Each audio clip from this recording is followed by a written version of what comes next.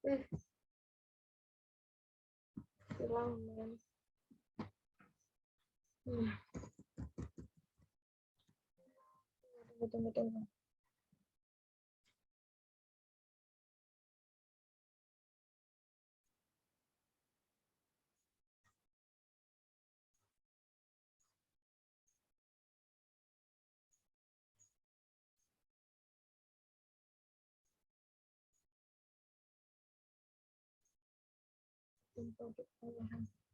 Nah, mulai nak. Bismillah.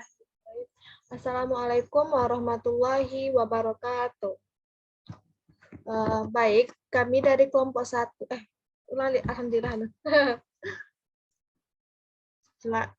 Ulangi, record lah.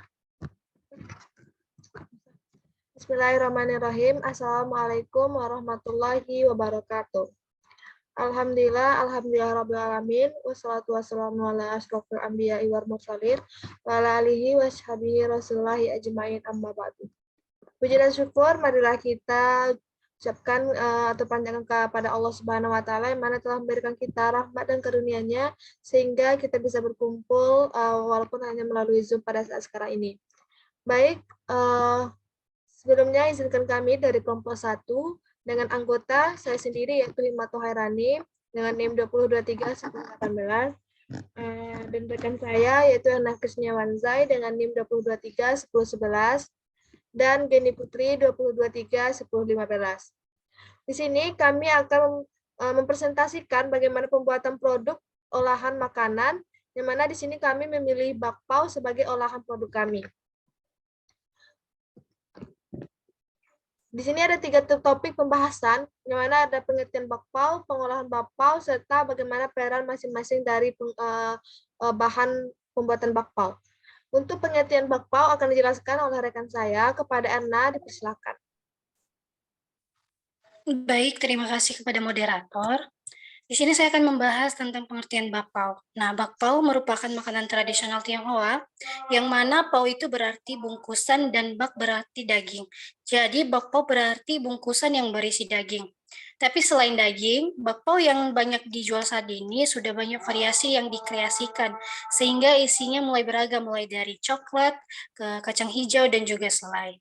Nah, adapun beberapa alat dan bahan yang kami gunakan dalam pembuatan bakpao ini, untuk alatnya kami membutuhkan ulenan, spatula, mangkok, kompor, panci kukusan, sendok, piring, dan kertas kue. Untuk bahannya sendiri ada tepung terigu sebanyak 200 gram, gula pasir 1 sendok makan,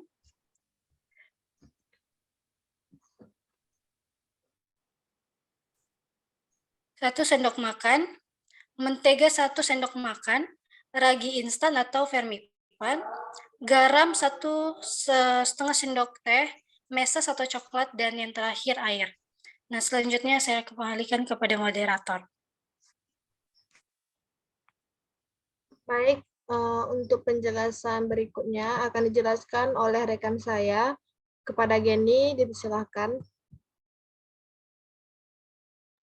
Baiklah, terima kasih moderator. Nah, baiklah, kita lanjut pada pembahasan selanjutnya, cara pengolahan bakpao. Nah, yang pertama, ambil pemanas elektrik, masukkan 1 sendok mentega dan gula, lalu diaduk sampai tercampur. Nah, masukkan air 100 ml, aduk sampai gula itu terlarut. Nah, yang kedua, salin ke wadah yang lain, tunggu sekitar 2 menit agar larutan dingin. Nah, lalu tambahkan ragi setengah sendok makan dan masukkan tepung terigu sebanyak 200 gram. Nah, secara bertahap-tahap. Nah, yang ketiga, tambahkan garam, aduk sehingga adonan itu tercampur.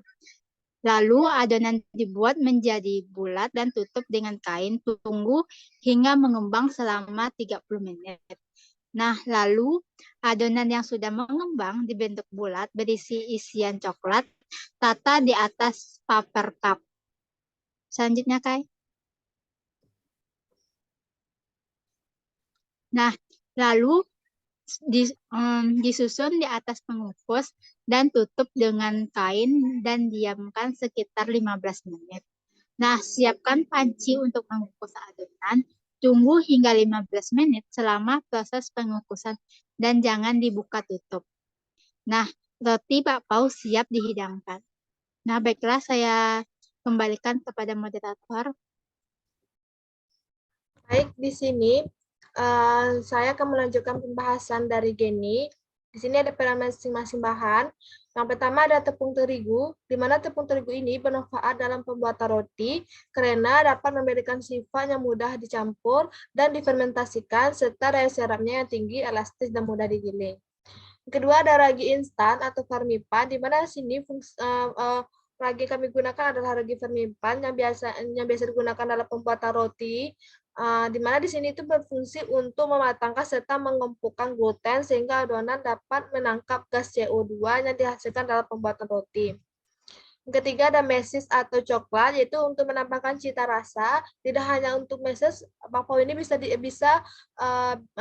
untuk rasanya pun bisa bermacam-macam, bisa keju, kacang, ataupun yang lainnya. Namun di sini kami menggunakan mesis sebagai untuk penyedap untuk tambahan rasanya.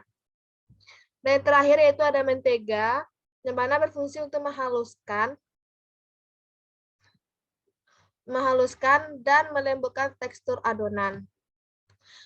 Nah, baik, di sini dapat kita simpulkan.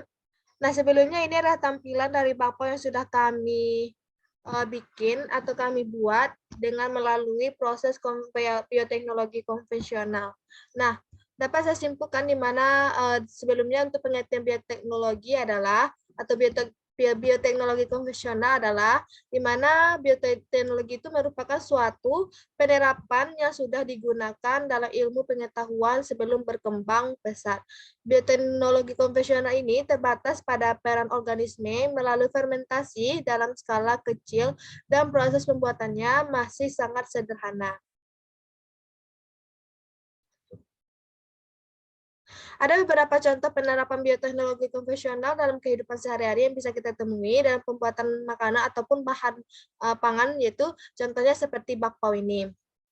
Nah, untuk pemanfaatan ilmu bioteknologi konvensional ini yaitu di mana bioteknologi itu dapat digolongkan menjadi bioteknologi konvensional yang sudah saya jelaskan tadi, di mana di sini bioteknologi ini bisa dimanfaatkan memanfaatkan mikroorganisme untuk memproduksi alkohol ataupun bahan makanan seperti bakpao dan yang lainnya, seperti contohnya seperti tape, oncom ataupun tempe.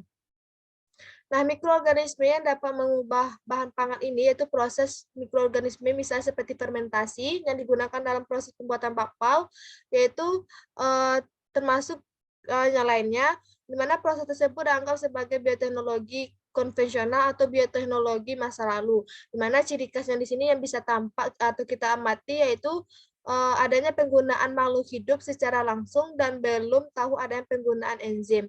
Nah, seiring dengan perkembangannya ilmu pengetahuan, para ahli telah mengembangkan bioteknologi dengan menerapkan atau memanfaatkan prinsip-prinsip ilmiah dalam penelitiannya.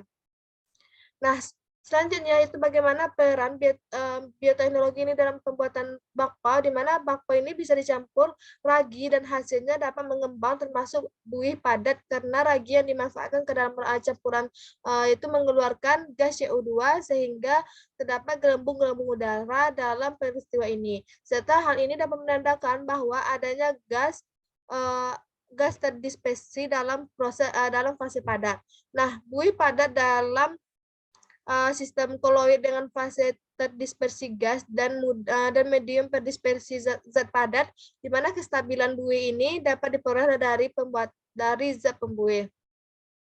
Nah, apa tujuan dari membuat adonan ini, adonan bakpao tersebut, di mana tujuannya yaitu untuk membuat adonan yang sempurna agar adonan itu mengembang dan mempunyai tekstur yang lembut serta mempunyai pori-pori yang kecil. Nah, pada proses pencampuran adonan yang terjadi, sebagian dari pati berubah menjadi gula. Selanjutnya, pada proses fermentasi tersebut terjadi perubahan senyawa kompleks menjadi senyawa sederhana. Nah, baik, cukup sekian dari penjelasan kami atau presentasi kami terkait dengan bagaimana proses pembuatan bioteknologi konvensional bakpao. Jika ada kesalahan kami mohon maaf. Kami undur diri. Wassalamualaikum warahmatullahi wabarakatuh.